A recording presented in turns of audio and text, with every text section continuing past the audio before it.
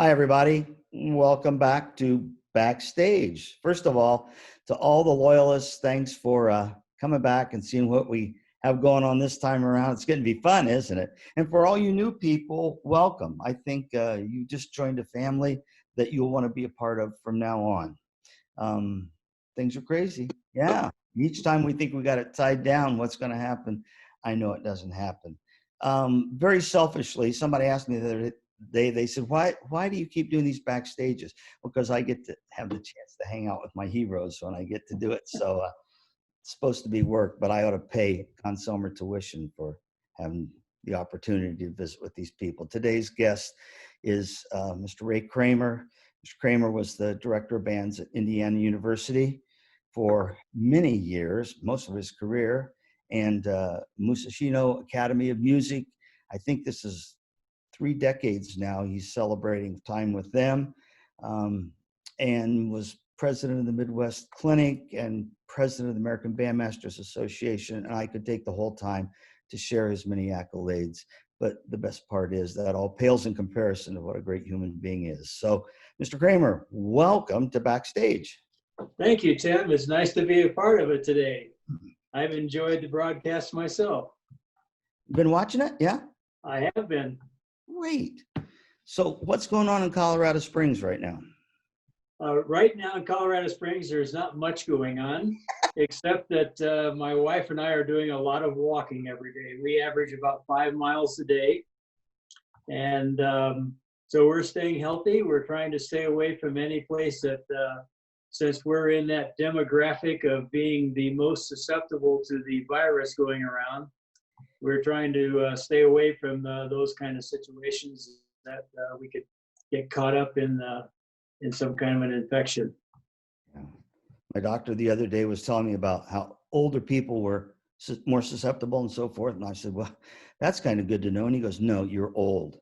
So he was yeah, well, Tim, you're not as old as we are, but that's okay.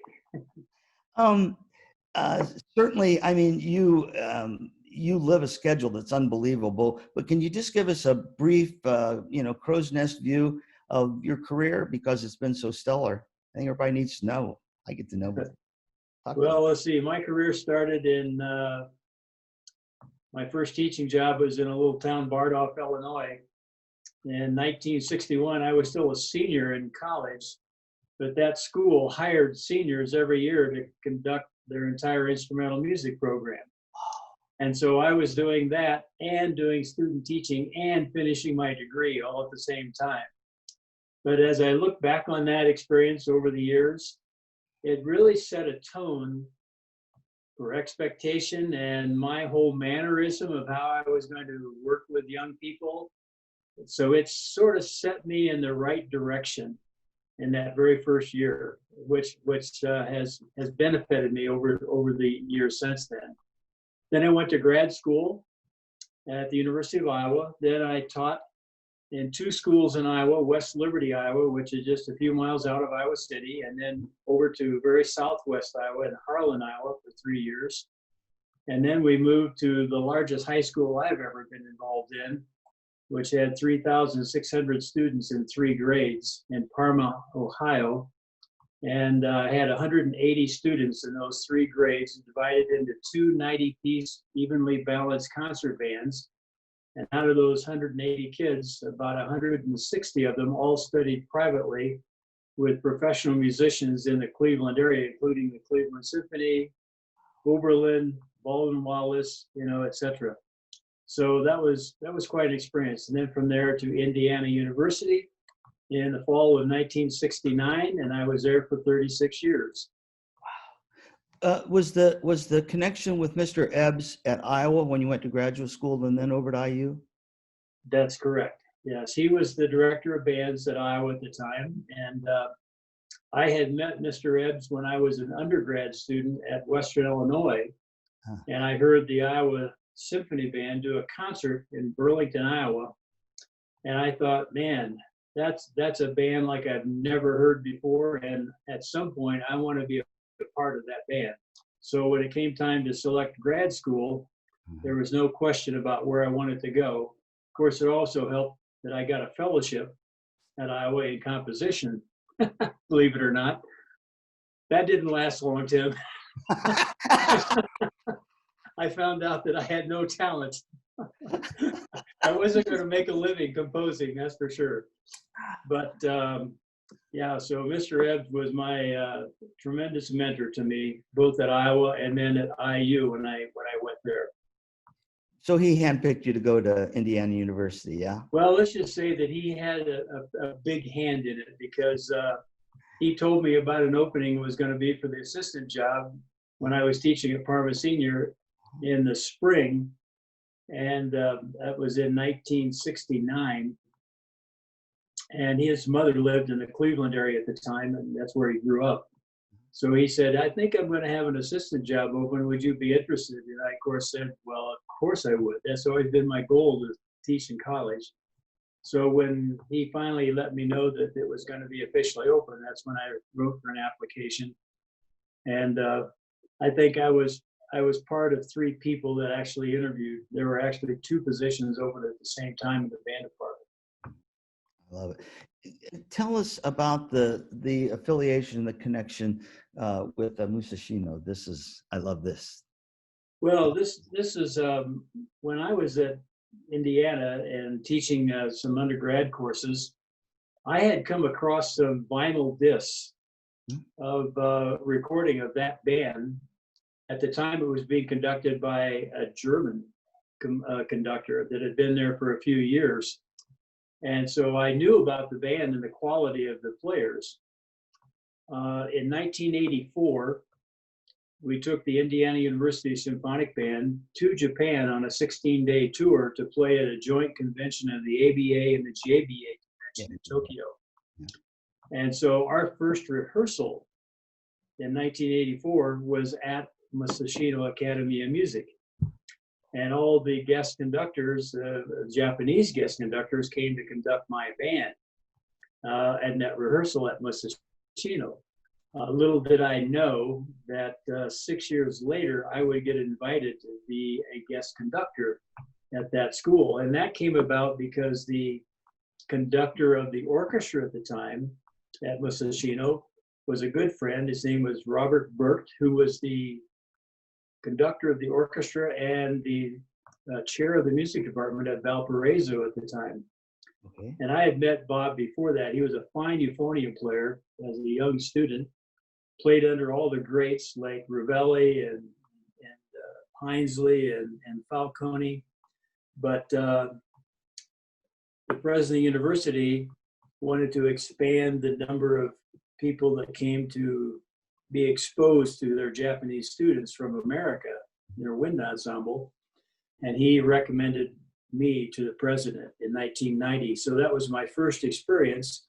And I accepted right away, knowing the background and what I had heard on those vinyl discs, thinking this might be a one-time opportunity. So, and the invitation is for a full semester. You go for 3 months. And I was thinking, well, okay, you have a one-time shot.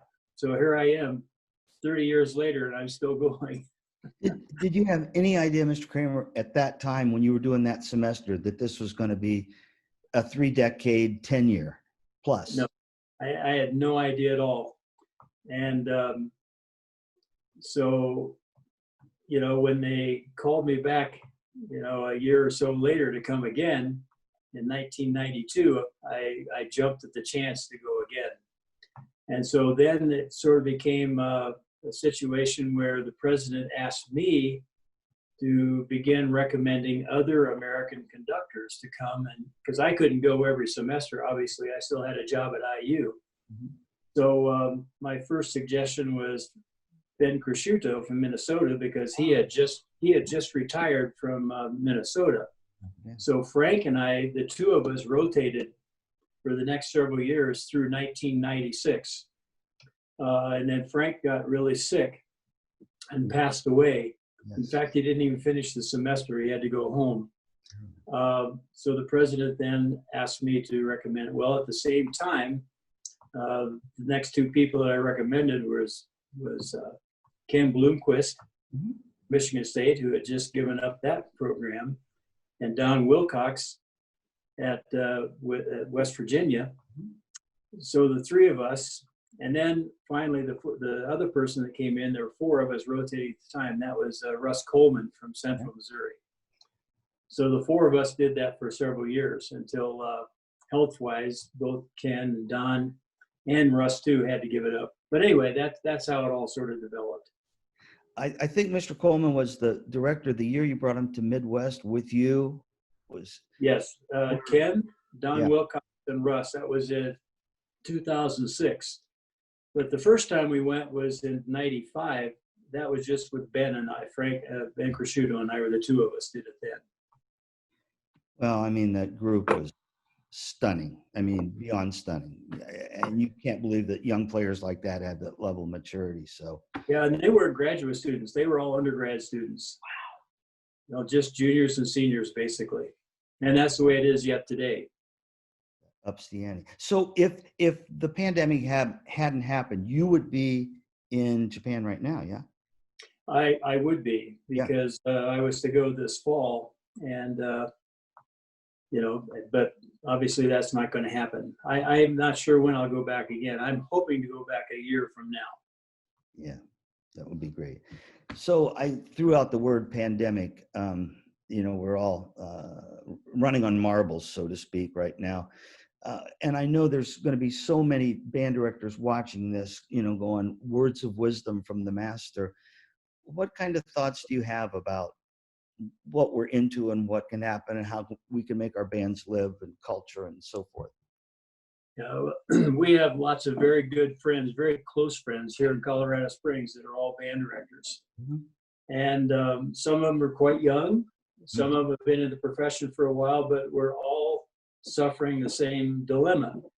Let's face it, we all love our kids, our students. We love being in front of them. Yes. And to miss that connection is really tough, is really hard. And I don't know whether you remember the first clinic that I did at Midwest Clinic in 1989. It was called Podium Personality. Yep.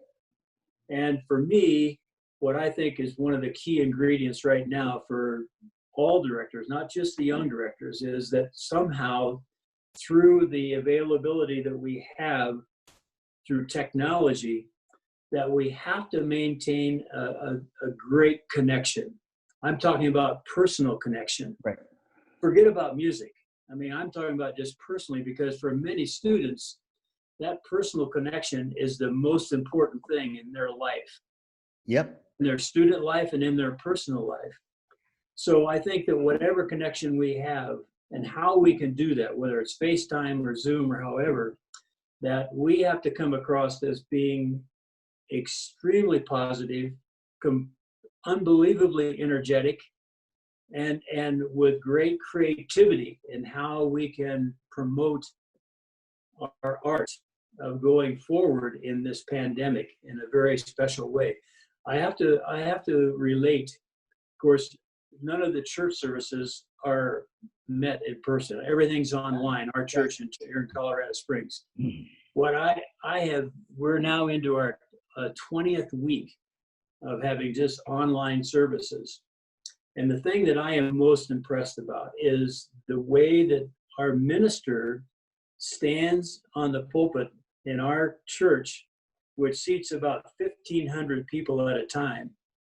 And the way that he delivers a sermon, you would swear that all 1,500 people are seated in front of him, and he's getting the kind of feedback from them the same way that we get feedback from our students, that because his energy and his delivery is incredible, just incredible. I'm so impressed. And I think we have to be able to do the same thing with whatever technique that we use technology-wise. We have to make sure that the students feel that energy, because without that face-to-face connection, it's really tough, but we have to do it. So on a 1 to 10 scale, communication would be what? 10. Amen.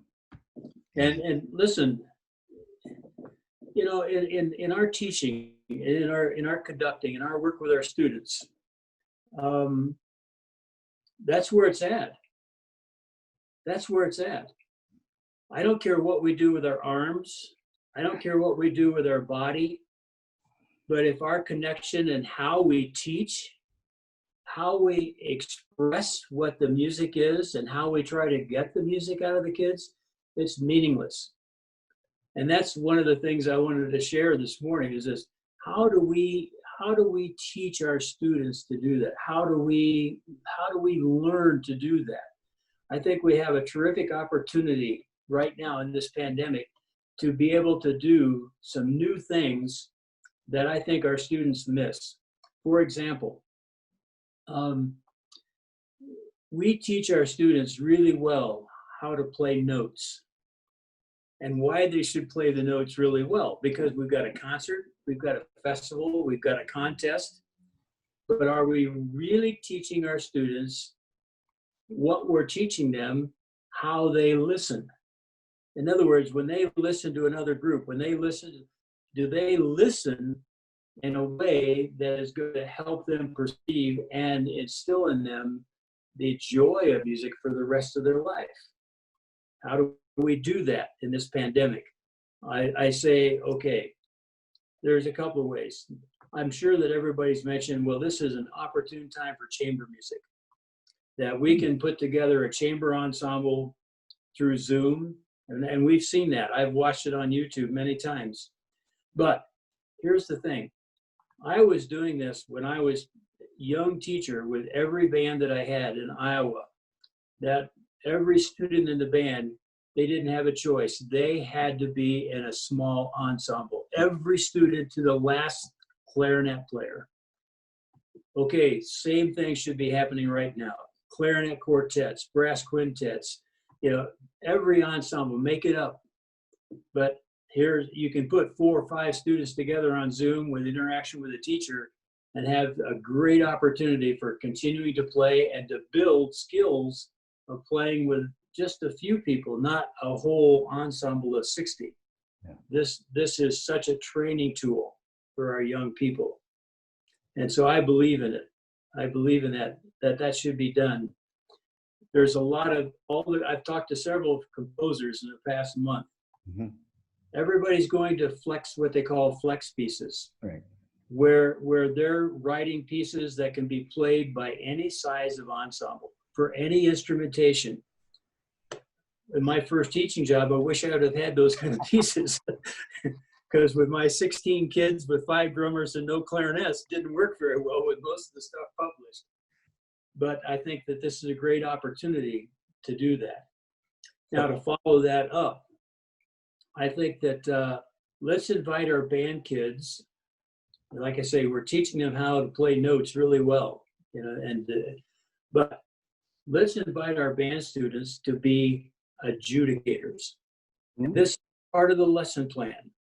I'm going to send my students a recording of some band playing this piece, and I'm going to send them an email, a judge's sheet with all the things that we work for: intonation, balance, blend, etc., phrasing. And I'm going to ask my students to listen to this performance, and I want them to judge that band. It's great. It's a great idea. Because now we're really teaching our students how to listen, or what are we listening for? Are we listening for tone quality? Are we listening for attacks and releases? Are we really hearing what we're playing and how that relates and how we relate to the people we're playing with? So I think that I want my students to become adjudicators. I want them to listen and to evaluate what they're hearing. Let's face it, Tim, I sometimes go to concerts, and what I would like to do is I like to put a screen right behind the conductor so that I can't see the conductor. Mm-hmm. So that all that I do is listen. And I'll often go to concerts, and there will be times in a concert where I will actually close my eyes and not watch the conductor, but only listen. And in Japan, at the national contest, they have, it's a whole different mechanism for adjudication. Our judges in this country, we all get scores, and they have to be published, and we sit there and we look at the score, and And if they're 4 clicks per minute off the beat, we comment on that. And if the dynamic isn't exactly what it says here, we comment on. In other words, we focus so much on what the note and what the score is saying, we forget to really listen to the group. And I want my students to learn to listen. But in Japan, the judges there, like in the national contest, they have 9 judges. Nobody has a score. Nobody has a judge sheet. Nobody has a recording device. The judges sit there like this and listen. And each judge has a runner. And at the end of every performance, they tell the runner it's either going to be gold, silver, or copper. And they run backstage, and then that names judge for that band, they put down gold, silver, or copper. So nobody knows who gets the gold until after that set. And then all the judges go backstage and they look at all the talent. And then they agree then to draw the line here. Golds will go down here, silvers will be here, coppers will be here. I was invited to judge one of those contests a few years ago. It's totally different, totally different.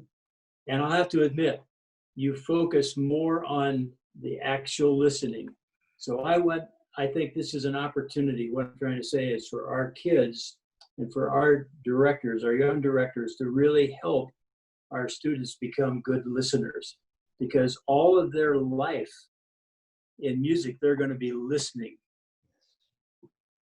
That's brilliant. Oh man, I hope everybody picked up on that. That's enough to keep you going for a semester right there with Well, it is. a good lesson. I want to follow that up with another quote class kind of idea. Yeah. How many of our band students in public schools know anything about band history? Have they ever heard of the Joliet Band and A.R. McAllister? Ooh, yeah. Have they ever heard of what Harry Beecham did when he was a high school teacher? Or going on and on. So I think this is a great opportunity to introduce a little bit of band history to our students as we're online and talking to them. Students should know that. How about this? How about teaching a little bit about the history of women band directors in our profession, where that started? Do they know Helen Mae Butler? Right. That she had one of the most popular bands that toured the United States at the same time as John Philip Sousa, Yes. and was invited to the White House many times to perform for presidents? People don't know. In other words, I think there's a great opportunity. Or even go into composers. Do our band students know who were the leaders in African American composers for band? Yes. Who were they? Right now, and with what we're going through around the country, it seems like an important thing to do, to make that kind of an introduction. So those kind of things I think are really important that we can add to the quote curriculum that we're going through right now in the pandemic. Well, the landscape's open for some creative thinking, and I mean, right there, my gosh, because we say we never have time for that. Yeah, now we do. Now we do. Yeah. And the directors have time. They have time. Absolutely. Because now we're not pushed to put together a quote concert or prepare for a festival, or in I don't know about Indiana, but in Colorado, all the marching activities have been canceled for the fall. Indiana too.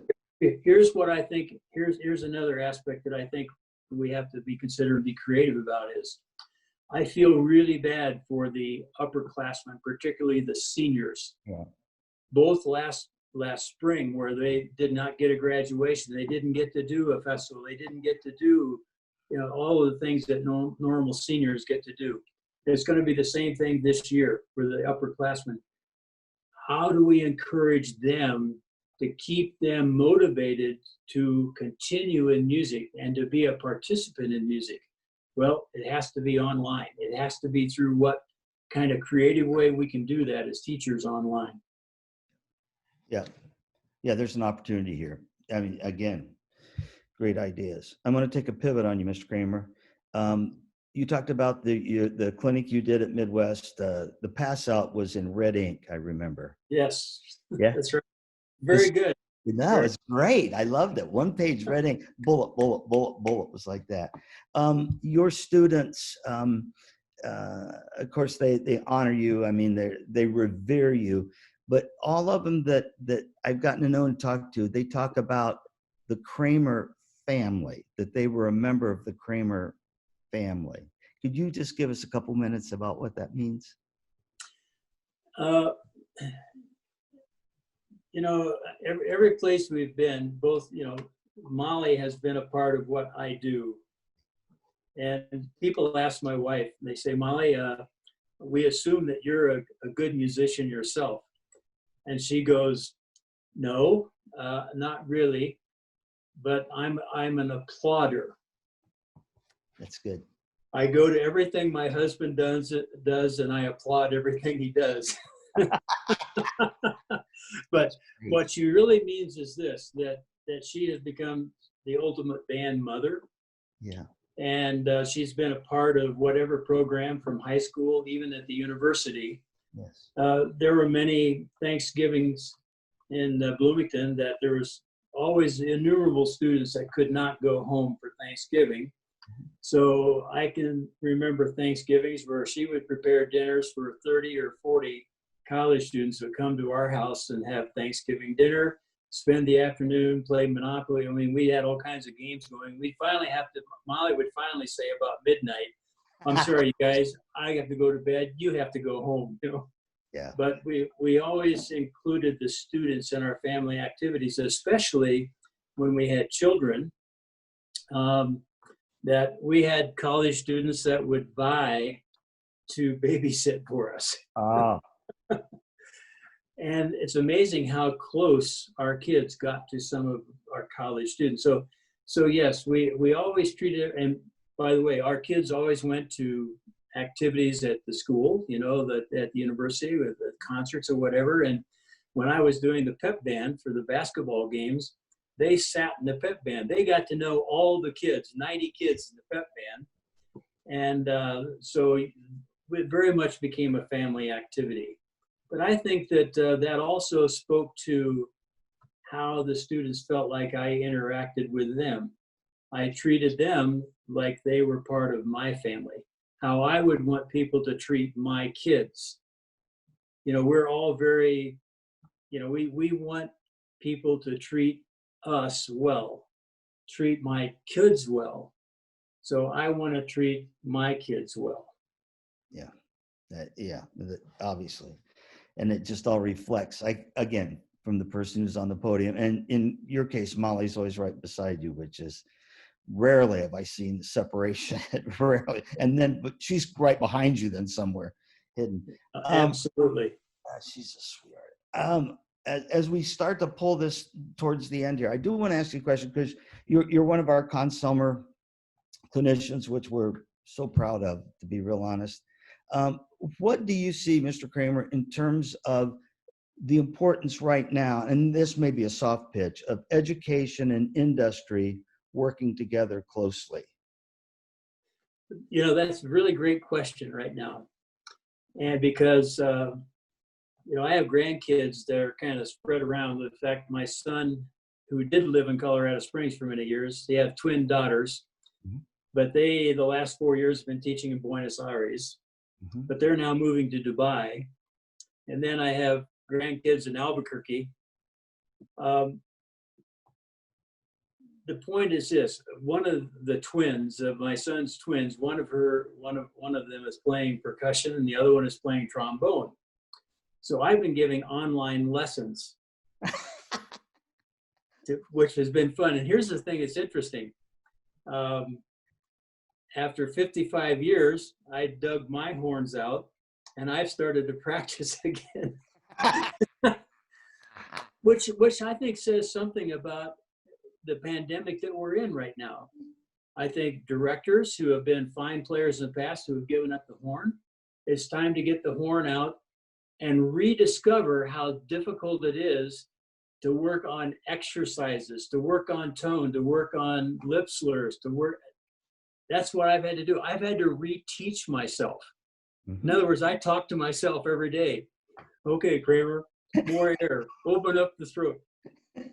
Now, to pull that into your question, it's really interesting because the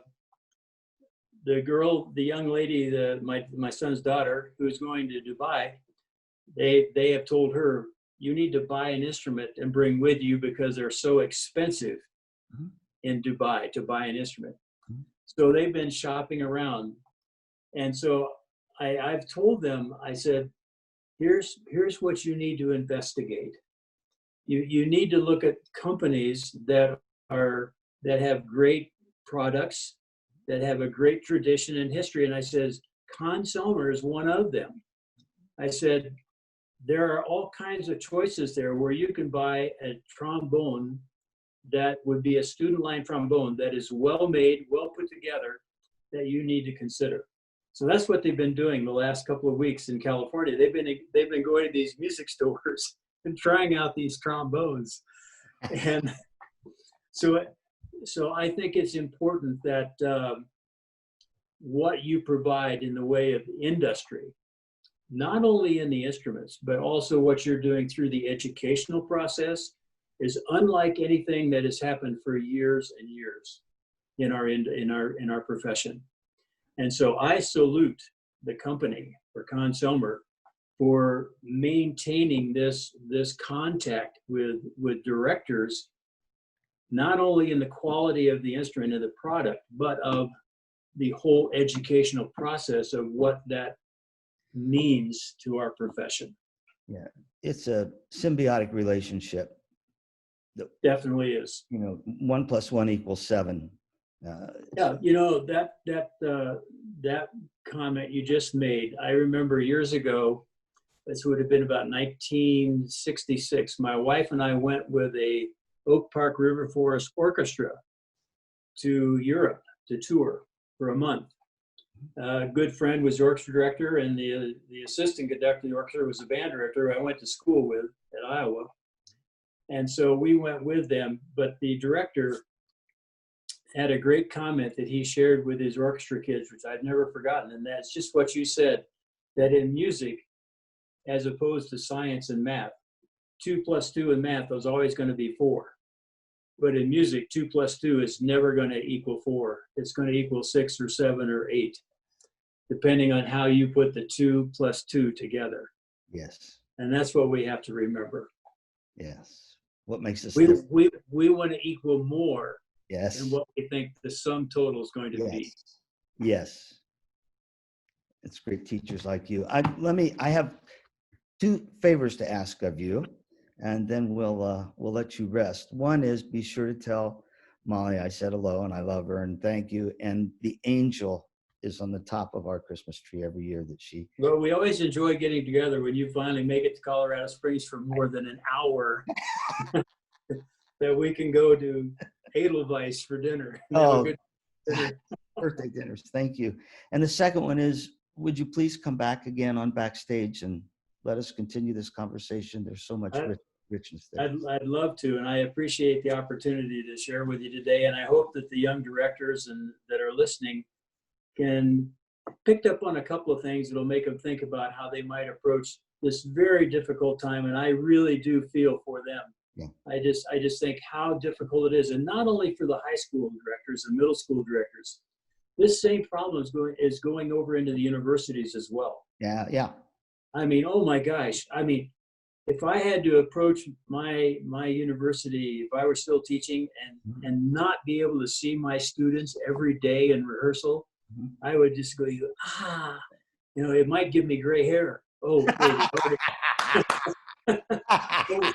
I forget it already did. That's great. Well, thank you. Thanks for being a part of our Conn-Selmer family. Thanks to all of you who had the opportunity to hear Mr. Cramer in action, and you know why he's who he is, and he's very humble about it. So you make such a difference, my friend. Again, love to the family. We'll see you next time around too. Thank you, Tim, and you keep up your good work as well. Okay, thanks, Mr. Cramer. Thanks to all of you. Blessings. Bye.